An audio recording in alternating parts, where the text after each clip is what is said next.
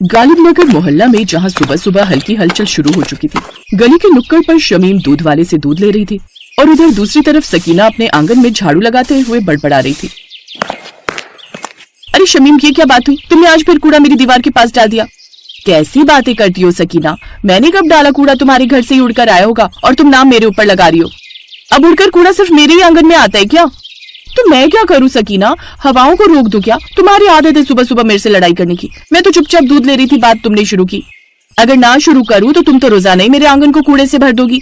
धीरे धीरे दोनों की आवाज ऊंची होने लगी। मोहल्ले की और भी औरतें आंगन से झांक कर देखने लगी। देखो शमीम, परसों से रमजान शुरू है। मैं नहीं चाहती कि हम आपस में लड़ाई करें। वैसे भी रोजा रखकर मुझे इस लड़ाई में नहीं पड़ना, इसलिए तुम अपने रास्ते रहो, मैं अपने रास्ते। हम दोनों एक दूसरे से बात नहीं करेंगे। शमीम और सकीना दोनों आपस में लड़ाई करके अपने अपने घर के अंदर चली गईं। रमजान का महीना शुरू हुआ। मोहल्ले में सब लोग रोजा रख रहे थे। सुबह सहरी और शाम को इफ्तार की तैयारियां होने लगी। मोहल्ले में रमजान की चहल पहल रहती थी। मिठाई, फल और खाने पीने के सामान की दुकानों पर भीड़ रहती थी। सब मोहल्ले वाले आपस में एक दूसरे से बातचीत करते थे, गले मिलते थे, एक दूसरे के घर आते जाते थे। कभी कभी शाम की इफ्तार पार्टी भी एक दूसरे के घर में होती थी। बस सबको छोड़कर शमीम और सकीना ही ऐसी थी जो एक दूसरे के घर बिल्कुल भी नहीं जा रही थी। यहाँ तक कि उन दोनों के बीच अभी तक कोई बात भी नहीं हुई थी। धीरे धीरे कुछ दिन बीते और सबने मोहल्ले में ईद की तैयारी के बारे में बातचीत शुरू की। सबने विचार किया था कि गालिबनगर मोहल्ले में इस बार ईद की दावत एक साथ मिलकर की जाएगी। हर घर से कुछ न कुछ पकवान आएगा और सब मिलकर मोहल्ले की खुली जगह में बैठकर दावत करेंगे। अब बेगम एक काम करो, तुम बहू के साथ मिलकर पकौड़े और कचौड़ी बना लेना। मैं दही बड़े और समोसे बना लूंगी। मैंने तो चिकन कोरमा और कीमे की तैयारी कर रखी है। वो सब तो ठीक है, पर मीठी सेवैयां कौन बनाएगा? असलम की अम्मी सेवैयां तो हमारे इस मोहल्ले में सबसे बढ़िया शमीम ही बनाती है। तो ठीक है, एक काम करते हैं, सेवैयां बनाने के लिए शमीम को बोल दो। उसे कोई परेशानी तो नहीं होगी ना, क्योंकि बहुत सारी सेवैयां बनानी है। नहीं नहीं, परेशानी की क्या बात है। मैं अभी जाकर शमीम को बोल देती हूँ, वो सेवैयां बनाने की तैयारी कर लेगी। क्या हुआ अजहर की अम्मी, तुम क्यों उदास हो? क्या कहूँ, अब सकीना और शमीम की लड़ाई अभी तक नहीं सुलझी है। ईद नजदीक है और इन दोनों ने महीना भर होने को आया है, एक बार भी एक दूसरे से बात नहीं की। चिंता मत करो अजहर की अम्मी, अल्लाह ने चाहा तो इस ईद पर हम दोनों की बहुएं एक हो जाएंगी और दोनों की लड़ाई सुलझ जाएगी।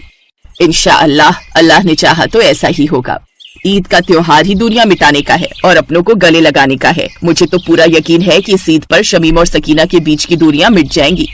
ईद का दिन करीब आ रहा था और मोहल्ले में सबकी तैयारियां जोर शोर से चल रही थी। घर घर में पकवानों की खुशबू फैलने लगी थी, लेकिन सकीना और शमीम की खामोशी अब भी मोहल्ले वालों को खल रही थी। सबको जो जो काम मिला था सबने करना शुरू कर दिया था। घर के मर्द सजावट का काम देख रहे थे। इस बार मोहल्ले की दावत में मीठी सेवैयां तुम्हारे हाथ की होंगी, सबने तुमसे ही उम्मीद लगाई है। बना दूंगी अम्मी, ईद का खास मौका है, मैं पूरी कोशिश करूंगी कि मैं बढ़िया सेवैयां बना सकूं। तभी शमीम की बेटी सबा सकीना की बेटी जन्नत के साथ खेलते हुए आ गई। शमीम के मन में सकीना के बारे में जानने की उत्सुकता हो रही थी। जन्नत, तुम्हारी अम्मी क्या बना रही है आज? शमीम मौसी, अम्मी बिरयानी और मटन बना रही है और हाँ, शरबत भी बना रही है। अम्मी, सकीना मौसी भी आपके बारे में पूछ रही थी। इतना सारा अकेले कैसे बनाएगी वो? मुझे तो बस सेवैयां ही बनानी है जो बहुत जल्दी बन जाएंगी, पर सकीना को तो इतना सब कुछ बनाना है। कैसे करूँ? क्या मदद के लिए जाऊँ?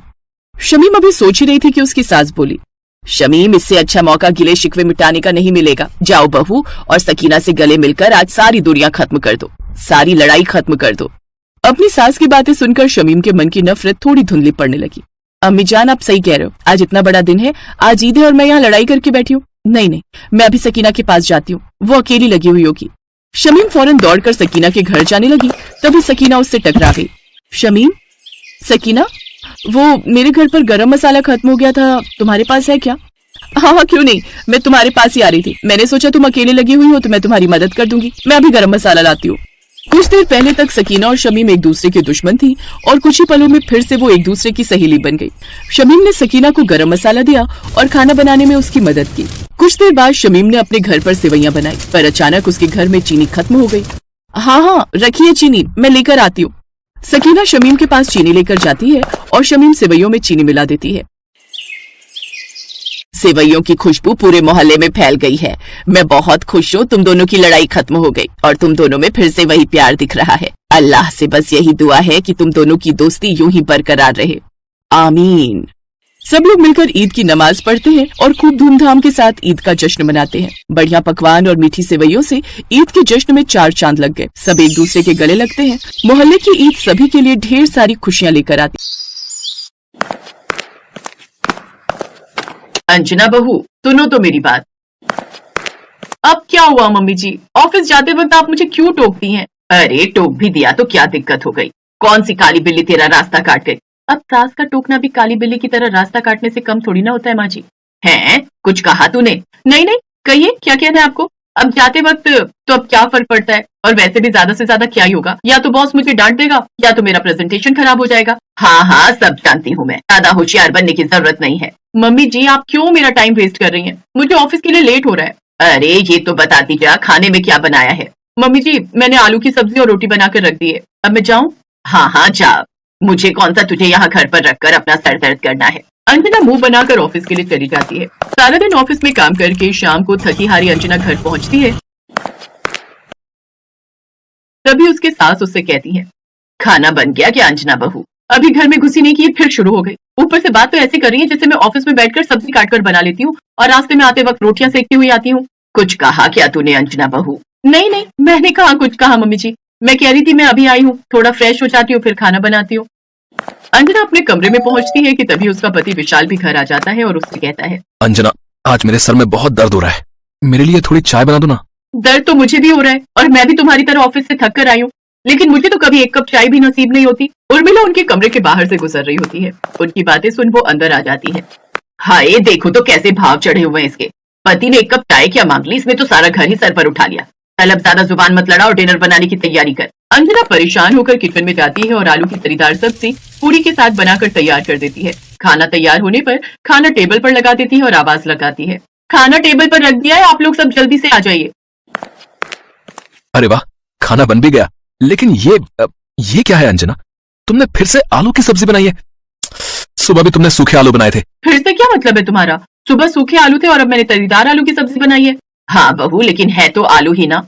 अब मैं थक कर आई हूँ तो जल्दी में तो यही बनाऊंगी ना, अब जो बनाए खा लो, वैसे भी आलू मुझे बहुत पसंद है।